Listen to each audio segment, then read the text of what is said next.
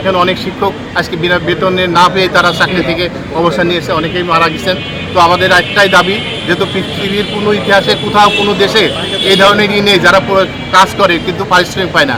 আমরাই শুধু একমাত্র নন এমপি শিক্ষক যারা পরিশ্রম করি, সব একই সিলেবাস একই বিষয়ে আমরা পাঠদান করি কিন্তু আমাদের বেতন আমরা পাই না। তো আমাদের আজকের এই বিশ্ব শিক্ষক দিবস উপলক্ষে আমাদের সরকারের কাছে একটাই দাবি, শিক্ষিত সমস্ত প্রতিষ্ঠান একযোগে এমপিও ঘোষণা করার জন্য আমরা বিশেষভাবে অনুরোধ করছি।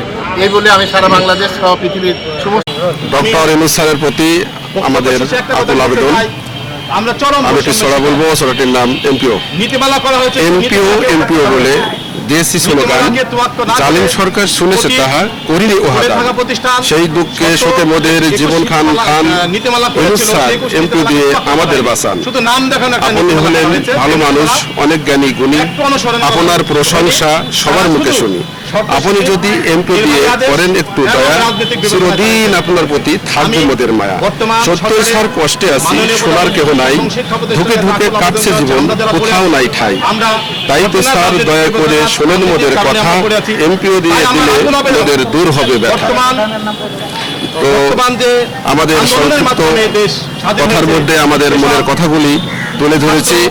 আমরা বর্তমান উপদেষ্টা ডক্টর ইউনূস স্যারের প্রতি আহ্বান রইল, মেহরবানি করে শিক্ষা করে নন এমপিও শিক্ষা প্রতিষ্ঠান প্রতি আহ্বান রইল, যাতে আমাদের নন এমপিও শিক্ষা প্রতিষ্ঠানগুলি এমপিও দিয়ে আমাদের এই কেউ এক যুগ দেড় যুগ এবং 2 যুগ পর্যন্ত আমরা অত্যন্ত কষ্টের মধ্যে আছি, এই কষ্টগুলো যদি লাঘব হয় এবং আমরা যদি আমাদের পরিবারবর্গকে আমরা এবং অত্র এলাকার শিক্ষা প্রতিষ্ঠানগুলো আলো জেলে এবং পাশাপাশি আমাদের পরিবারবর্গ নিয়ে আমরা সুখে শান্তিতে থাকতে পারি, এই প্রত্যাশা নিয়ে আমি আমার সংক্ষিপ্ত কথা শেষ। ইচ্ছা আছে আমাদের, যদি কঠোর আন্দোলন দেওয়া হবে, যদি আমাদের এমপিও না দেওয়া হয়, কারণ আমরা অনেকে আছে এখানে সবার নীতি পূরণ করা সত্ত্বেও আমাদেরকে এমপিও দেওয়া হয়নি।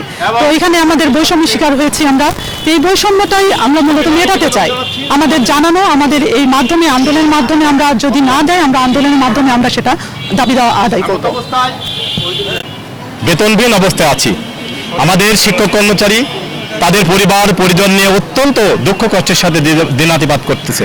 তাই আমি মাননীয় প্রধান উপদেষ্টা ডক্টর মোহাম্মদ ইউনূস, যিনি সারা বিশ্ব জয় করে এসেছেন, উনি নোবেল পুরস্কার পেয়েছেন, আর একটি পুরস্কার আমাদের থেকে নেবে। আমরা আর একটা বিজয়ের মালা নিয়ে বসে আছি, আমাদের এই সমস্ত শিক্ষা প্রতিষ্ঠানের বিরুদ্ধে আর একটা মালা ওনাকে আমি পড়াতে চাই এবং মাননীয় শিক্ষা উপদেষ্টাকে ধন্যবাদ সবাইকে।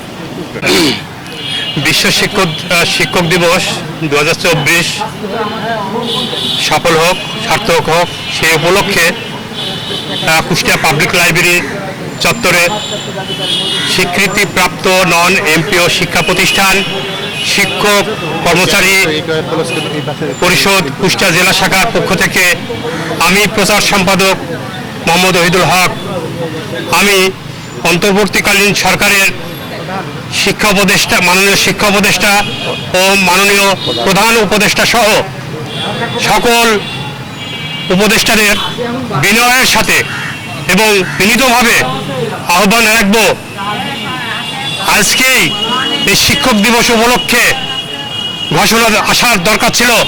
কারণ আমরা 20 থেকে 25 বছর বৈষম্য শিকার, যেটা একজন মানুষ যদি ভাবতো তাহলে কখনোই এইভাবে বিগত সরকার রাজনৈতিক প্রেরণায় বা রাজনৈতিক উদ্দেশ্যবিহীন অনেক প্রতিষ্ঠানগুলো এমপিভুক্ত করেছে, কিন্তু আমরা প্রকৃতপক্ষেই বৈষম্য শিকার, আমাদের স্বীকৃতি আছে, আমাদের কাগজপাতি আছে, কিন্তু আমরা এখনো 20 থেকে 25 বছর নন এমপিও এই নাম নিয়েই পড়ে আছি।